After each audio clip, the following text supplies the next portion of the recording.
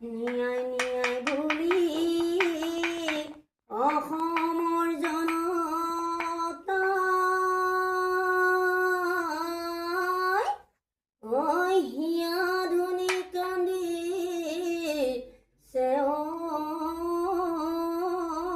আজি নাপায় যদি জুবিন দাই ন্যায় অসমত কোনেনো পাবনো ন্যায় উত্তৰ লখিমপুৰ ডিব্ৰুগড় নিয়ে নাপালে কি হ'ব ঈশ্বৰ পুত্ৰ জুবিন দা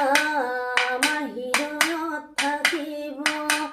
ঈশ্বৰ পুত্ৰ জুবিন দা আমাৰ হৃদয়ত থাকিব নদী পানী পবিত্ৰ